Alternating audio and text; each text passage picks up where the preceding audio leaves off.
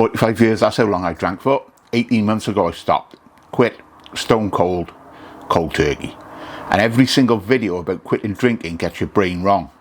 Dopamine, GABA, serotonin, all copy and pasted off the same 3 neuroscience websites, recycled into a graphic, with your brain lit up like a fairground ride.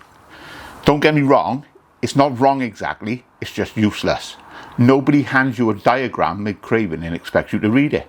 I spent 25 years building IT systems before any of this. You do not fix a system by naming the parts. You fix it by knowing what's actually running and in what order. So here's what the real version does. 7 things alcohol did to your head. Not the textbook version, not the glow up, not all of that bollocks, the mechanics version. 1. It was never about dopamine. Dopamine's the headline because it's the easy word. The real damage is to your timing. 45 years of drinking doesn't just flood your brain, it trains the gap between the trigger and the decision down to basically, well, down to nothing. That gap used to take seconds. Mine got trained down to less than time for a blink. One of them. I call that the 100 millisecond hijack. The decision gets made before the thinking part of you even knows there was one. You're not weak-willed, you're running a process that fires way before the thought has even happened. Number 2, the voice in your head isn't you. This one upsets people. Good. The voice that says, you deserve this, one won't hurt, that's not your personality. I call it Bob, the internal PR firm. What he does, he spins justification for a decision. What he's doing is basically saying, this is fine, your old patterns are already made. Bob's not evil, he's just doing his job. He spins copy, he doesn't run policy. The second you see Bob talking, instead of believing him, you've found the only freedom that exists in this. That gap between the hijack and the behaviour. Number 3, your gut was running the show, not your willpower. Alcohol smashes your blood sugar around like a pinball machine. Spike, crash, spike, crash, spike, crash for years. Your butt, yeah, that becomes feral as well. But your gut becomes a feral thing screaming for the next hit just to stop the crash. I call that Glucifer. Feed it real food, he goes to sleep, he settles, he's fine.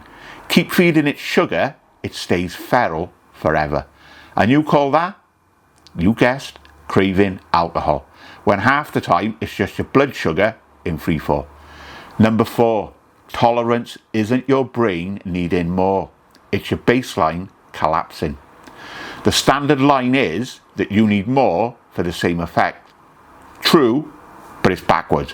What's actually happening is you're resetting your state, and it's dropping so low that ordinary life becomes unbearable. That walk, boring. You know, all of the normal stuff. It's boring without the drink propping it up. I call that a chronic autumn, a slow seasonal drift where everything dims to a degree at a time until you don't notice how dark it's got. Number 5, your identity got built on top of the damage, not the other way round. Every quit lit book gets this backward. Decide who you want to be, visualize the new you. That's arse about face. Identity is the last domino, not the first one. Physiology sets tone. Tone enables observation. Observation controls attachment timing. Attachment timing enables evaluation. Evaluation produces behavior. Behavior repeated becomes identity. Identity feeds physiology. Skip to identity first and you're white knuckling a story with no foundation underneath it. Number 6, the craving isn't one event, it's a loop, and loops time out. Most people lose the fight in the first 90 seconds because they fight the wave instead of watching it. Watch it, surf the wave, and it runs its course and shuts itself down every single time. I've proven that on cigarettes, on cocaine, and on 45 years of drinking. It's not a personality trait, it's a timer. Number 7, quitting doesn't rewire anything. Rebuilding the whole machine does.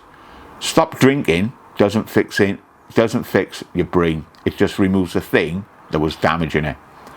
The rewiring is a separate job. It's slower, far less photogenic than a 90-day sober.